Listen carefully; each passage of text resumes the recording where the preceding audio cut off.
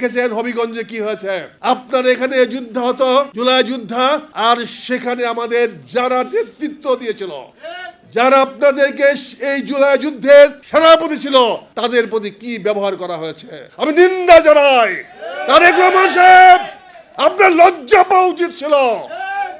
ওরা যদি মামলা করতো কি হইতো, কি হইতো? মাননীয় বিরোধী নেতাকে আমি অনুরোধ করব, আমরা আজকে নিন্দা জানাই জনাব তারেক রহমান প্রধানমন্ত্রীকে, যাদের কারণে আজকে আপনি মুক্ত হয়ে প্রধানমন্ত্রীর চেয়ারে বসে ঘুরে ফিরে বেড়াচ্ছেন গেঞ্জি গায়ে দিয়ে।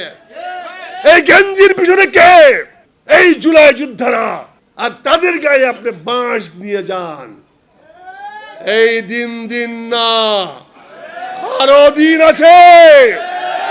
এই দিনের নিয়ে যাবে, সেই দিনের কাছে সাবধান সাবধান সাবধান। 71-এ আমার বয়স ছিল 19, সৌভাগ্য হয়েছিল রণাঙ্গনে যুদ্ধ করার। জগন্নাথ কলেজ থেকে এইচএসসি পাস করেছিলাম 70 সনে, তারপরে ভর্তি হয়েছিলাম একই কলেজে, তারপরে মার্চ থেকে যুদ্ধে গিয়েছিলাম। আর 24শে জুলাই আমার বয়স হলো 75। তখন তো আর আপনাদের সঙ্গে ওই সারিতে যোগদান করা সম্ভব ছিল না, কিন্তু আমার 4 জন নাতনি ইউনিভার্সিটি পড়ে। আল্লাহকে শুকরিয়া, 4 জন আপনাদের সঙ্গে সমবেত হতে পেরেছিল।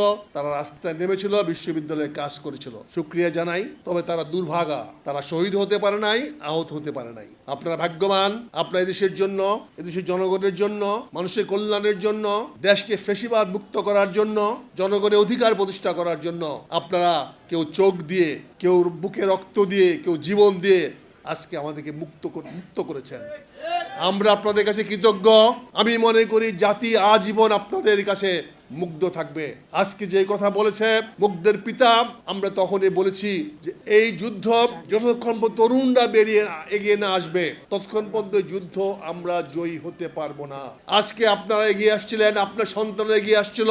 আপনারা সেই ভাগ্যবান, আপনারা সেই গর্বিত সন্তানের পিতা মাতা, যাদের কারণে আজকে আমরা বাংলাদেশ হায়ানা মুক্ত হয়েছি, বাংলাদেশ ফ্যাসিবাদ মুক্ত হয়েছি, স্বৈরাচার মুক্ত হয়েছি।